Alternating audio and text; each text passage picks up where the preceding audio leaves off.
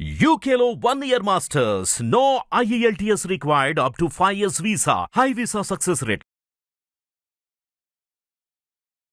Sir చెప్పండి sir. ఇది కదా కథ జీవితం ప్రోగ్రామ్ని అందరికంటే ముందుగా చూడాలి అనుకుంటే ఇప్పుడే డౌన్లోడ్ చేసుకోండి హిట్ టీవీ యాప్, అది కూడా ఫ్రీగా. అంతేకాదు ఇందులో short news, live news, entertainment, movies కూడా ఫ్రీగా చూడొచ్చు. ఇది రొటీన్గా మనం చూసేటటువంటిదే శ్రీవాణి గారు. ఇది ఏం పెద్ద ఇది కాదు, వెనక ముందు అయితే విచిత్రం ఏంటంటే కనుక 7 సంవత్సరాల పాటు నడిచినటువంటి ప్రయాణంలో ఈ అమ్మాయి ఒక ట్విస్ట్ ఉంది అనేటటువంటిది ఇప్పుడు స్వాతికి అర్థం కావటం అనేటటువంటిది చాలా విచిత్రం అమ్మా. వీళ్ళది ఇప్పుడు నీ ప్రయాణం ఎలా అయిందో అంటే 7 years పాటు 1 year love plus 6 years of married life and 4 years of daughter, ఇది ఎలా ఉందో ప్యారలల్గా నడిపించాడు ఇది. ఓకే, 2 years బట్టి సెక్షువల్ అసోసియేషన్, తర్వాత గర్భవతి అవటం అనేటటువంటిది. అంటే ఇంతకాలం బట్టి నీకు తెలియకుండా ఎలా ఉంది అనేటటువంటిది. పోనీ ఎక్కడో దూరం అమ్మాయి ఎక్కడో ఉండటం కాదు, మీ ఇంట్లో వస్తుంది, ఆ అమ్మాయి ఇంటికి మీరు వెళ్తూ ఉంటారు, అంతా కలిసిగట్టుగానే ఉండేటటువంటిది. ఇది ఎక్కడా కూడా నీకు అనుమానం రాలేదనేది నాకు చాలా ఆశ్చర్యంగా అనిపించింది. రాలేదు సార్, ఎందుకంటే నేను ఉన్నది తను ఒక్కతే, నాకు ఏదున్నా తనకే షేర్ చేసుకుంటా, నేను ఈయన తనకే చెప్పుకుంటాడు కాబట్టి నేను ఆమె మీద అంత అనుమానం అనేది రాలేదు సార్. వీనికి వచ్చినట్టు నాకు కాదు నాన్న, నువ్వు షేర్ చేసుకునేది వేరు, వాళ్ళు షేర్ చేసుకునేది వేరు. ఆ విషయం తెలియదు సార్ నాకు. వీడు నువ్వేంటంటే ఆ అమ్మాయిని నమ్మి నీ కుటుంబ సభ్యులు అటు ఇటు ఎవరు లేరని చెప్పి నీ కడుపులో బాధ అమ్మాయికి షేర్ చేసుకుంటున్నా. అతను వెళ్ళి ఏం షేర్ చేసుకుంటున్నాడు తెలుసా? నా భార్య గయ్యాలి, ప్రేమించి పెళ్లి చేసుకున్నందుకు నాకు కాఫీ నీళ్ళు కూడా పోయిదు, ఆ అమ్మాయిని నేను తిట్టాను, ఆ అమ్మాయి నాకు నచ్చట్లేదు, నన్ను కేర్ చేయట్లేదు, ఇంటికి బయటకు పోయిందనే విధంగా ఆ అమ్మాయిని ట్రాప్ చేశాడంట. అట్లా చెప్తున్న విషయం కూడా నాకు చెప్పలేదు సార్. నేను అతను అదే. సో ఇక్కడ ఏంటంటే నమ్మ స్వాతి, ఇక్కడ నువ్వు జాగ్రత్తగా ఆలోచించవలసింది ఏంటంటే అసలు మీ ప్రయాణం అనేటటువంటిది అసలు నిజంగా ఇది ప్రేమ, అసలు మీ పెళ్ళి నిజం. ఇప్పుడు నువ్వు ఒక చాలా ఘాటైనటువంటి చాలా బాధ కలిగేటువంటి ఒక అంశం ఏం చెప్పావంటే కనుక ఈ మహానుభావుడు గురించి తండ్రిని పోగొట్టుకున్నానని చెప్పాను. అంటే ఇప్పటికైనా కూడా తల్లిదండ్రులు ఎందుకు ఇటువంటి ప్రేమల్ని ఏకీభవించరు, ఎందుకు వీటి నుంచి దూరంగా అనమంటారు? అసలైనటువంటి ప్రేమ ఏంటి, మోసపూరితమైనటువంటి ప్రేమ ఏంటి, ఇన్ఫాక్చువేషన్ ఏంటి, అట్రాక్షన్ ఏంటి అనేటటువంటిది ఇప్పటికైనా నీకు అర్థమైందా అనేటటువంటిది ఒక ఆలోచన. ఇప్పుడు ఆ అమ్మాయి ప్రెగ్నెంట్ అయ్యిందో లేదంటే 3rd month ప్రెగ్నెంటో, అమ్మాయి వెనక ముందు లేరనేది అంశం గురించి కాదు. ఇది కొత్తగా ఏర్పడినటువంటి మోసం కాదు. నిన్ను ప్రేమించడం అనేది ఎంత నిజమో ఈ 7 సంవత్సరాల పాటు ఆ ప్రేమతో పాటు నిన్ను మోసం చేస్తున్నాడు అనేటటువంటిది కూడా ఇక్కడ కఠినమైనటువంటి ఒక బలమైనటువంటి ఒక ఫ్యాక్ట్. ఆ బాధ తట్టుకోలేక మీ తండ్రి గారు చనిపోయారు, ఆఖరి చూపు కూడా చూడనటువంటి పరిస్థితికి నీ పనికిరానటువంటి ప్రేమ, ఎటువంటి బలం లేనటువంటి ప్రేమ, మోసపూరితమైనటువంటి ప్రేమ దారి తీసింది అనేది చెప్పడం నా ఉద్దేశం. ఇప్పుడు ఏమంటున్నాడు అంటే కనుక, రవి నీ సైకాలజీ ఏంటో నాకు అర్థం కావట్లేదు నాన్న. అంటే సాఫ్ట్గా మాట్లాడేసి ఎంతమందినన్నా తీసుకొచ్చి, ఎందుకంటే ఏ టోన్తో అయితే ఇక్కడ కూర్చుని మాతో సాఫ్ట్గా మాట్లాడుతున్నాను, చాలా సాఫ్ట్గా, అంటే నా భార్య తప్పు చేస్తుంది అనేటటువంటి నీ టోన్ చాలా బిగ్గరగా ఉండాలి. అది కూడా వినిపించట్లేదు. నా భార్య తప్పు చేస్తుందండి, నాకు తెలియకుండా చేస్తుంది అనేది సాఫ్ట్గా చెప్తున్నావు. ఆ అమ్మాయి వేరే వాళ్ళకి అట్రాక్ట్ అవుతుంది అన్నది సాఫ్ట్గా చెప్తున్నావు. ఈ అమ్మాయిని ప్రెగ్నెంట్ చేశాను, ఈ అమ్మాయిని కూడా ప్రేమించాను కాబట్టి ఈ అమ్మాయిని ఆ అమ్మాయిని ఇద్దరిని వదలలేనని చెప్పి ఇదే సాఫ్ట్గా మాట్లాడేటటువంటి తీరుని కనిపించే ఈ ఇద్దరి ముందేనా చాలామంది చూపెట్టావు అనేది నా అనుమానం. అంటే ఏంటంటే తడిగొడ్డతో గొంతుకులు కోయటం అంటారు చూడండి. కానీ ఇది చాలా ప్రమాదం రవి. అంటే నీకు అర్థం కానటువంటి అంశం ఏంటంటే ఈరోజు ఏదో ఆ అమ్మాయిని ప్రేమించేశాను, ఆ అమ్మాయికి ఏదో బాధ్యత తెలియదంటే, బాధ్యత తెలియకపోతే బాధ్యత తెలిసేటటువంటి విధంగా నువ్వు చెప్పుకో. లేదంటే మాలాంటి వాళ్ళ దగ్గర తీసుకొస్తే ఏది బాధ్యత ఏది ఇది అనేది మేము చెప్తాం. నువ్వేం చేస్తున్నావు అంటే కనుక ఈరోజు నువ్వు చేసేటటువంటి ఈ అట్రాక్షను, ఈ కార్యక్రమం సొంత స్నేహితురాలు, అంటే నీ భార్య యొక్క ప్రాణ స్నేహితురాలకే నువ్వు గర్భవతి చేసి ఇక్కడ కూర్చోపెట్టావు.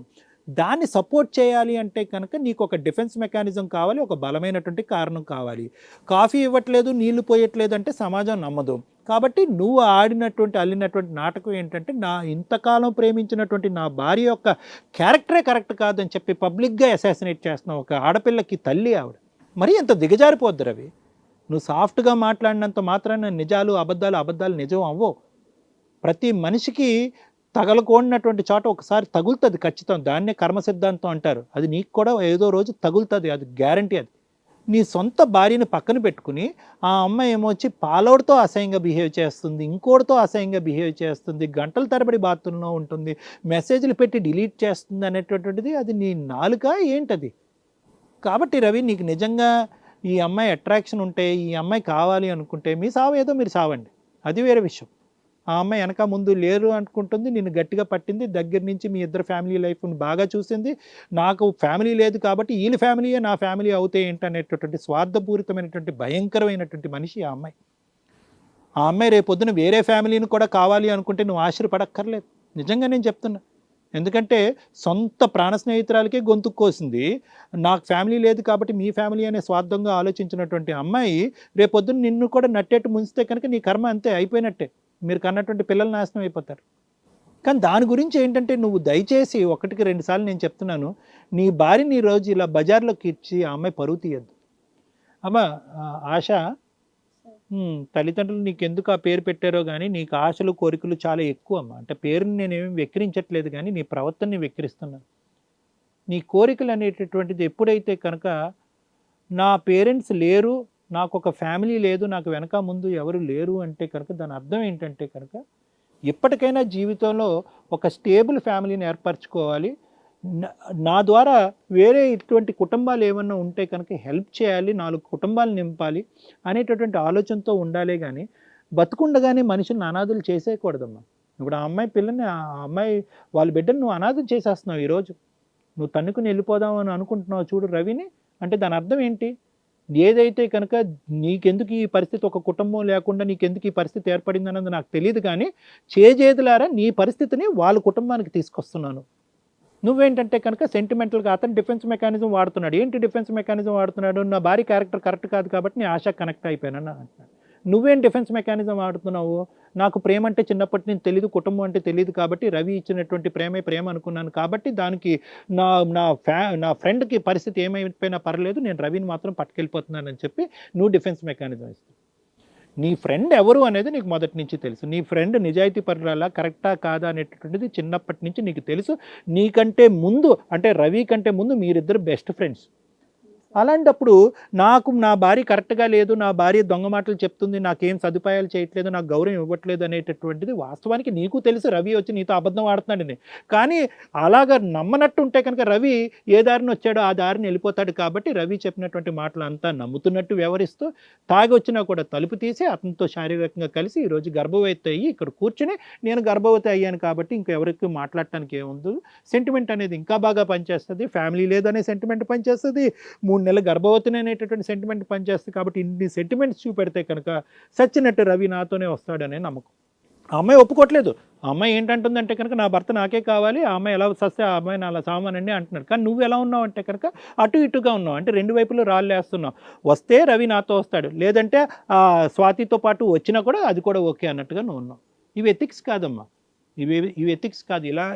ఇలా అనుకుంటూ జీవితంలో మనం బతకలేం.